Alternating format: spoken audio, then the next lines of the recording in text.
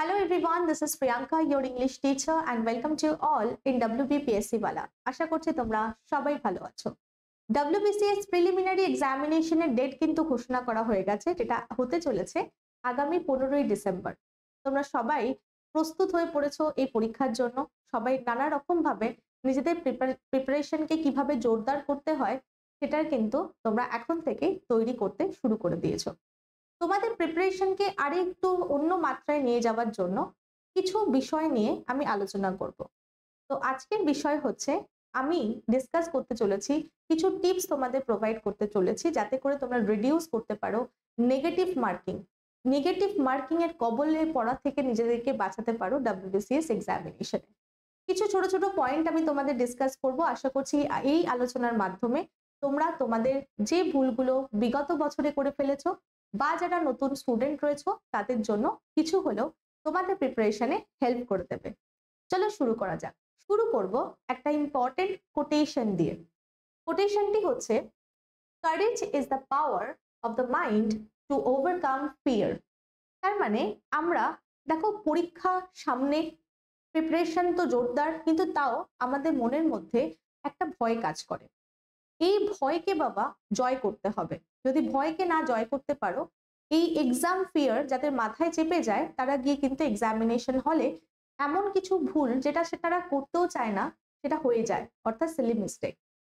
তো সেটা এড়াতে গেলে বাবা প্রিপারেশনকে করতে হবে জোরদার এবং স্ট্র্যাটেজি প্রপার ফলো করতে হবে এবং শিখতে হবে টাইম ম্যানেজমেন্ট। সঠিকভাবে টাইম ম্যানেজমেন্ট করতে হবে। প্রত্যেকটা যে আমি মক টেস্ট দিচ্ছি সেখানে প্রপার টাইম মেনটেন করে যেন আমি মক টেস্ট গুলো বাড়িতে কমপ্লিট করি। ঠিক মক টেস্ট গুলোকেও যদি আমরা পরীক্ষার মতো নিয়ে থাকি, যে হ্যাঁ মক টেস্ট গুলো এক একটা আমার কাছে প্রিলিমিনারি এক্সামিনেশন, তাহলে দেখবে তোমার মধ্যে একটা টার্গেট তৈরি হবে যে হ্যাঁ সময়ের মধ্যে আমরা এটাকে নামাবোই। তো সেখান থেকে তৈরি হবে তোমার টাইম ম্যানেজমেন্ট, যে আমি এই পার্টিকুলার কোয়েশ্চেনের জন্য এতটাই সময় দেবো, তার থেকে বেশি নয়। যদি আমি বেশি সময় দিয়ে ফেলি তাহলে বেশি কোয়েশ্চেন আমি অ্যাটেম্প করতে পারবো না। তো এই জন্যই আমি বলবো প্রত্যেকটা স্টুডেন্টকে, যেমন তোমরা প্রিপারেশনকে জোরদার করছো, যেমন টু দা পয়েন্ট পড়ছো, স্টাডি ম্যাটেরিয়াল বানাচ্ছ, তার সাথে সাথে মক টেস্ট গুলোকেও সঠিকভাবে একদম এক্সামিনেশনের মতো দেওয়ার চেষ্টা করো।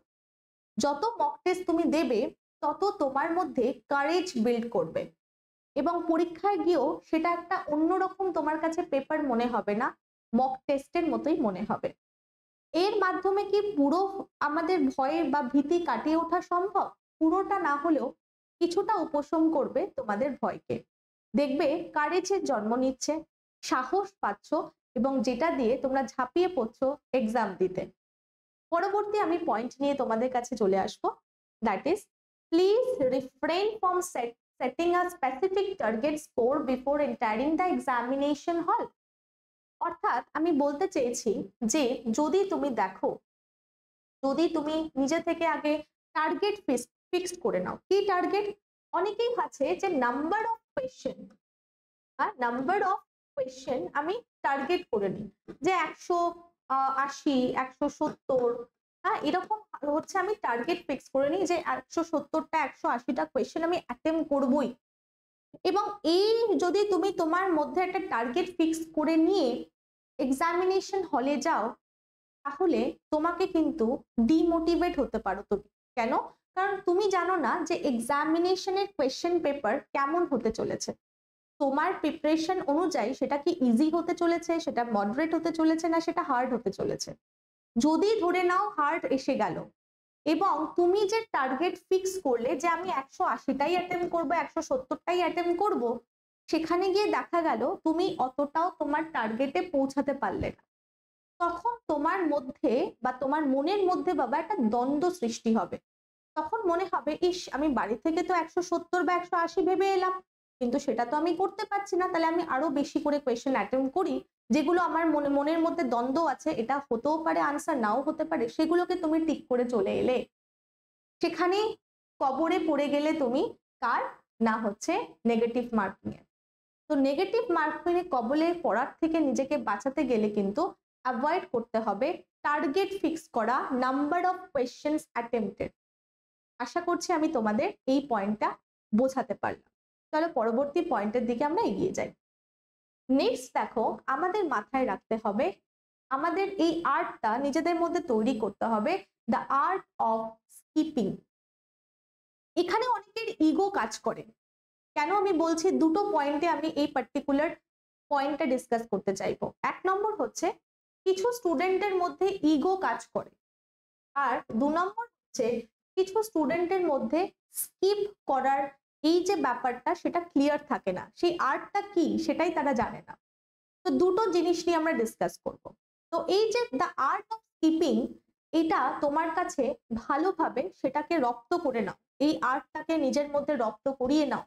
অর্থাৎ কোয়েশ্চেন পেপার পেয়ে প্রথমেই আমি সবগুলোই অ্যাটেম্প করব, এরকম যেন সম্ভাবনা তোমাদের মধ্যে না থাকে। মাইন্ডসেট নিয়ে চলো যে হ্যাঁ সব থেকে ইজি, সব থেকে ইজি, সব থেকে ইজি অর্থাৎ যেটা আমি 100% সঠিক উত্তর দিতে পারবো, সেই প্রশ্নগুলো আমার কাছে যেগুলো ইজি। দেখো আমি বারবার বলছি, প্রিপারেশন অনুযায়ী এক একটা স্টুডেন্টের কাছে এক একটা কোয়েশ্চেন ইজি, মডারেট এবং হার্ড মনে হয়।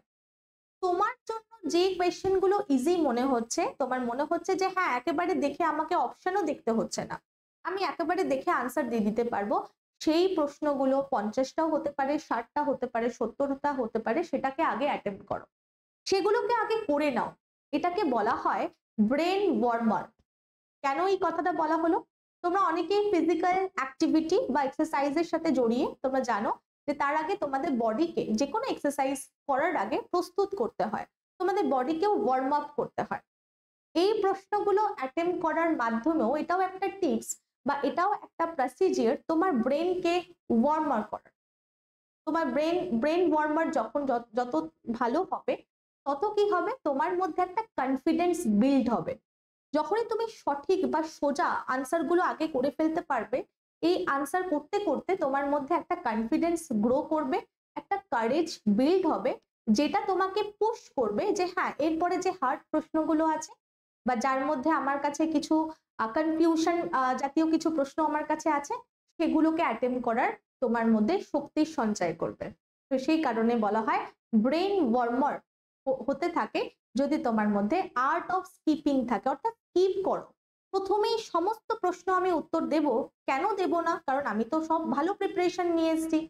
সেই জিনিসটা থেকে নিজেকে বার করে এনে এই স্কিপ করার প্রবণতা নিজের মধ্যে বাড়াও। প্রথমে চেষ্টা করো সব থেকে 100% যেটা সঠিক হবে, সব থেকে ইজি যেগুলো আমার কাছে আমার প্রিপারেশন অনুযায়ী, সেগুলোকে আগে অ্যাটেম্প করো। এবার চলে আসি এই প্রথম শ্রেণীর কিছু স্টুডেন্টদের কথায়। তাদের মধ্যে একটা ইগোর সঞ্চার হয় কিভাবে না, আমি প্রচুর পরিমাণে ম্যাথস, রিজনিং, ইংলিশ সবই তো খুব ভালোভাবে প্র্যাকটিস করেছি, তো এমন একটা প্রশ্ন এসে গেল যেটাতে আমার টাইম কনজিউম করে নিচ্ছে, এবং এক্সামিনাররা সেইভাবেই তোমাদের কোয়েশ্চেন সেট করে থাকে। কিছু প্রশ্ন এমন থাকে টাইম কনজিউমিং এবং সেটা তোমরা দিয়ে থাকো। কেন দিয়ে থাকে? Because of this ego. অর্থাৎ আমরা ভাবি যে আমরা তো ভালোভাবে প্র্যাকটিস করেছি, আমি তো ভালোভাবে প্রত্যেক দিন এত ঘন্টা খেটে আমি ম্যাথস করেছি, রিজনিং করেছি, ইংলিশের এত কিছু আমি প্র্যাকটিস করেছি, কেন আমি প্রশ্নটা পারবো না, আমাকে পারতেই হবে। এই যে ইগো কাজ করে গেল তোমাদের মধ্যে এবং তুমি প্রশ্নটা স্কিপ করলে না, তাহলে কি হলো, ওই যে টাইম ম্যানেজমেন্টটা তুমি শিখে এসেছিলে সেটাও কিন্তু হয়ে গেল বরবাদ। সেখানে তোমার সময় বেশি চলে গেল এবং তুমি কোয়েশ্চেন বেশি অ্যাটেম্প করতে পারলে না। আর যখনই তুমি বেশি কোয়েশ্চেন অ্যাটেম্প করতে পারবে না, তাহলে প্রথমে দেখো যে টার্গেট তুমি ফিক্স করেছিলে যে আমাকে 170 180 দিতে হবে, নাম্বার অফ কোয়েশ্চেন আমাকে অ্যাটেম্প করতেই হবে, সেটাও ফুলফিল হবে না। একটা একটার সাথে বাবা ইন্টার রিলেটেড, তো সেগুলোকে আগে মাথা থেকে বের করে দাও। আর্ট অফ স্কিপিং এর ব্যাপারটা ভালোভাবে আশা করছি তোমাদের বোঝাতে পারলাম, এবং এখন থেকে তার প্রস্তুতি শুরু করে দাও। যেগুলো আমার মনে হচ্ছে কনফিউশন আছে, কিছু কনফিউজিং ব্যাপার স্যাপার আছে, সেগুলোকে পরে রেখে দাও বাবা, সেগুলোকে আমরা পরে অ্যাটেম্প করব। আগে তো যেগুলো পারি, যেগুলো 100% পারবো, সেগুলোকে আগে অ্যাটেম্প করো। আশা করছি এটা ক্লিয়ার হলো তোমাদের কাছে। চলে যাব আমরা পরবর্তী পয়েন্টের দিকে। নেক্সট পয়েন্ট দেখো কি আছে, read the question twice to avoid erroneous marking। অর্থাৎ অনেক সময় কি হয়, এই যে দেখো, এই যে বললাম ইন্টার রিলেটেড একটার সাথে একটা, এই যে তুমি একটা সময় যেটা টাইম কনজিউমিং কোয়েশ্চেন ছিল এবং তুমি সেখানে টাইম দিয়ে এলে তোমার ইগোর চক্করে, তাতে করে কি হলো, তুমি এবার টাইম হাতে মানে তোমার কাছে কম আছে, হাতে সময় কম, এবার তোমার প্রশ্ন বেশি, তুমি কি করলে, ভালো করে রিড করলে না প্রশ্ন। এবং আমিও আমার ক্লাসে দেখেছি অনেক স্টুডেন্টরাই ভালো করে প্রশ্ন পড়ো না, না পড়েই তোমরা আনসার দেওয়ার চেষ্টা করো এবং যার দরুন জানা জিনিসও তোমরা ভুল করে আসো। সিনোনিমের জায়গায় অ্যান্টোনিম লিখে আসো, অ্যান্টোনিমের জায়গায় সিনোনিম লিখে আসো, বা যে এররটা তোমরা খুব ভালোভাবে এটা পারতে করতে, ঠিক আছে, কিন্তু সেটাকে তুমি ভালো করে, যেহেতু প্রশ্ন বা যেহেতু সেন্টেন্সটা পড়োনি, তাই উত্তর ভুল করে চলে এলে। তো সেই কারণে ভালো করে এই যে কোয়েশ্চেন তোমার কাছে আসছে ভালো করে সেগুলোকে দেখো, তার অপশন গুলো ভালো করে দেখো, কারণ এখন এক্সাম প্যাটার্ন এমনই করে ফেলেছে যে যে চারটে অপশন তোমাকে প্রোভাইড করা হচ্ছে প্রত্যেকটার সাথে প্রত্যেকের একটু অল্প সূক্ষ্ম সুতোর মতো পার্থক্য থাকে। সেটা যদি তুমি না ধরতে পারো তাহলে কিন্তু তোমার ভুল হওয়ার সম্ভাবনা বেড়ে যায়। তো সেটা তোমাকে মাথায় রাখতে হবে যে আমি ভালো করে আমি প্রশ্ন দুবার করব, যাতে আমার রেনিয়াস মার্কিং থেকে আমাকে বাঁচাতে পারে, আমি ভুল যেন দাগিয়ে না আসি। মার্ক ভুল করে চলে এলাম, তাহলে তো প্রশ্ন আমার তো গেল, নেগেটিভ মার্কিং চলে এলো, ঠিক আছে। তো এটা কিন্তু মাথায় রেখো। চলো পরবর্তী যে পয়েন্ট নিয়ে আমরা আলোচনা করব, that is you must have the art of elimination. এলিমিনেশনের তোমার কাছেও কিন্তু আর্ট থাকাটা ভীষণভাবে জরুরি। দুটো জিনিসে তোমার কাজে লাগবে। নাম্বার ওয়ান, আমি আবার দুটো পয়েন্ট নিয়ে আলোচনা করব। প্রথমে দেখো এলিমিনেশন কি কাজে লাগবে। এলিমিনেশন বাবা টাইম সেভার। কেন বলছি, ধরো চারটে অপশন আছে, আমি সমস্ত চারটে অপশন পুরো পড়ার কি দরকার আছে? দরকার নেই। তুমি চেক করো ভালো করে, একদম ডিটেলসে না পড়ে চারটে অপশন থেকে অপশন টেস্ট দেখো যে হ্যাঁ আমাকে করতে দিয়েছে এটা, চারটে অপশনের মধ্যে এগুলো এগুলো যাচ্ছে না, এগুলোকে বাদ দিয়ে দাও, দেখো সঠিক উত্তর চলে আসবে, ঠিক আছে। তো অপশন টেস্টের মাধ্যমে আমি কিন্তু টাইম সেভ করতে পারি, এক নম্বর। দু নম্বর কাজে লাগবে, এই ধরো আমার যে প্রশ্ন ইজি ছিল সেগুলোকে আমি অ্যাটেম্প করে এসেছি, এবার আমার কনফিউশন আছে। কি কনফিউশন আছে না, আমি এবার বুঝতে পারছি না যে এটাও হতে পারে কি ওটাও হতে পারে। তো যখন তোমার এলিমিনেশনের পাওয়ার তৈরি হবে বা যে আর্ট তৈরি হবে, তখন তুমি তোমার যে প্রিভিয়াস যেগুলো তুমি পড়ে এসছো, তোমার যে প্রিভিয়াস নলেজ আছে তার উপর ভর করে এলিমিনেশন প্রসিজিয়ারের মাধ্যমে দুটো অপশন তো আমার বাদ চলে গেল, তাহলে আর দুটো অপশন পড়ে আছে, তার মধ্যে তুমি ভাবার সময় পাবে এবং সেখান থেকে সঠিক উত্তর বাবা বার করতে পারবে। এক নম্বর টাইম আমার সেভ করে দিচ্ছে, দু নম্বর হচ্ছে আমাকে ভাবার জন্য আরো পথ এগিয়ে দিচ্ছে। অর্থাৎ দুটো যদি বাদ চলে যায়, বাকি দুটোর মধ্যে কোনটা হবে সেটা আমি একটু ভেবেচিন্তে আলোচনা করে আনসার দিতে পারবো। নিজের মধ্যে নিজেকে প্রশ্ন করো যে এই রিলেটেড কি পড়ে এসছি, দুটোর মধ্যে কোনটা বেশি মানে সঠিক হচ্ছে। বেশিরভাগ ইংলিশের ক্ষেত্রে আমরা দেখেছি যে মোর অ্যাপ্রোপ্রিয়েট যেটা, সেটা আমাকে খুঁজতে হয়। তো সেটা আমরা এইভাবে অপশন টেস্টের মাধ্যমে বাদ দিয়ে আমরা ভাবনা চিন্তা করে উত্তর দিতে পারবো। তো সেই কারণে দ্য আর্ট এলিমিনেশন এটাও তোমাদের মধ্যে থাকাটা জরুরি রয়েছে। তাহলে বোঝা গেল, তাহলে প্রথমের প্রশ্ন যেগুলো ইজি আছে সেগুলোকে আগে অ্যাটেম্প করে নেব, যেখানে আমার মনে হচ্ছে যে হ্যাঁ এটা একটু ভাবতে হচ্ছে, তখন আমরা এই এলিমিনেশন প্রসিজিয়ারে যাব এবং সেখানে আমার যেগুলো হচ্ছেই না সেগুলো বাদ দিয়ে দেবো। তাহলে মাত্র দুটো পড়ে থাকবে বা একটা পড়ে থাকবে, অনেক সময় মিলেও যায় উত্তর, আর অনেক সময় দুটো পড়ে থাকবে। তো তার মধ্যে একটু নিজেদের নলেজকে, প্রিভিয়াস নলেজ যেগুলো গ্যাদার করেছো তোমাদের প্রিপারেশনের মাধ্যমে, তার উপর একটু ভাবনা চিন্তা করে আমরা এখানে আনসারটা দিতে পারবো। আশা করছি ক্লিয়ার করতে পারলাম আমরা। চলো নেক্সট আমরা যেটা আলোচনা করব, এটা তোমার সর্বশেষের স্টেপ হবে। কি স্টেপ হবে? Take risk, use it or lose it. কখন হবে এটা? যখন দেখছো যে হ্যাঁ এমন প্রশ্নপত্র এসছে আমার যেখানে আমি হয়তো 70টা মতো বা 60টা মতো বা 80টা মতো আমি আনসার দিতে পেরেছি, ঠিক আছে, তার মধ্যে দু তিনটে আমার টালমাটাল অবস্থা আছে, হতেও পারে নাও হতে পারে।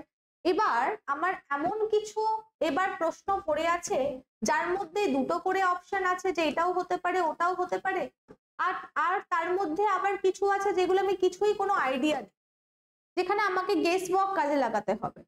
তো এবার নিজেরা বুঝে দেখো যে এখন WBCS এর কাট অফ যেটা আমাদের পৌঁছে যাচ্ছে, তো 40, 50, 60 সেফ জোন নিজেকে মনে করতেও পারছো না এখন যা কম্পিটিশন হচ্ছে। তো সেই অনুযায়ী অ্যাটলিস্ট 140, 150, 160, 170 যদি আমাকে করতে হয়, তাহলে এখানে তো এই নাম্বারটা কোনো ব্যাপারই নয়, তখন তোমাকে রিস্ক নিতে হবে। এটাই বললাম যে এলিমিনেশন প্রসিজারের মাধ্যমে যখন দুটো করে অপশন বেঁচে থাকছে, এখানে রিস্ক নাও। রিস্ক না নিলে তো মুশকিল, এবং সেখানে রিস্ক যদি তুমি না নাও তাহলে তো তোমার নাম্বারও বাড়ছে না বাবা, তাহলে তোমার চান্সও পাচ্ছ না।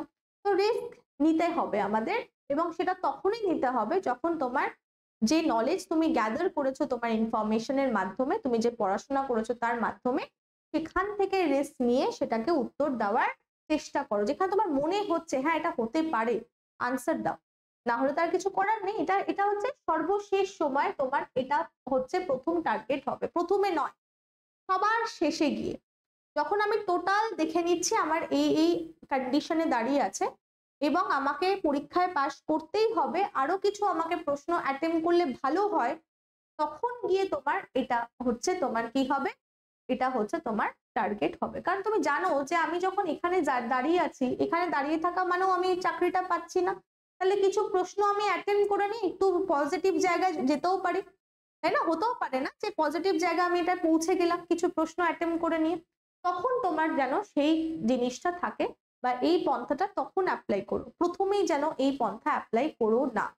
প্রথমে আমার টার্গেট হবে কি, আমি ইজি প্রশ্ন 100% শিওর এটাই উত্তর হবে সেগুলোকে আগে করব, আমার মধ্যে কারেজ বিল্ড করব, যাতে করে এই স্টেজে এসে আমি রিস্কটা নিতে পারি। যাদের প্রয়োজন আছে তারাই নাও, যাদের প্রয়োজন নেই, যাদের মনে হচ্ছে না আমি অনেকটাই উত্তর করে ফেলেছি যেটা আমাকে একটা সঠিক পর্যায়ে পৌঁছে দিয়েছে, আমাকে কি করে দেবে, কোয়ালিফাই করে দেবে ফর মেইন এক্সামিনেশন, তাহলে ডোন্ট ডু দিস।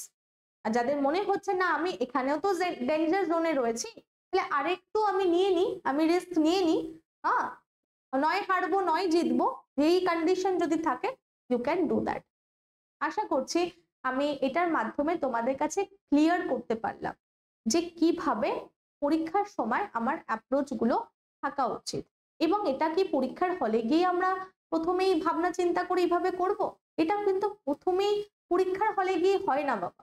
যখনই তোমরা মক টেস্ট দিচ্ছ, বারবার বলছি, তার উপর এমফাসাইজ করছি, সেগুলোকে ভালোভাবে পরীক্ষার মতো করে ট্রিট করে এই পয়েন্টগুলোকে কাজে লাগিয়ে দেওয়ার চেষ্টা করো, তাহলে এক্সামিনেশন হলে গিয়ে ওই ভীতিটাও একটু কাটবে, মনের মধ্যে দ্বন্দ্ব সৃষ্টি হবে না, এবং কিছু হলেও তোমাকে ইজি করে দেবে তোমার পরীক্ষাকে অ্যাটেম্প করার।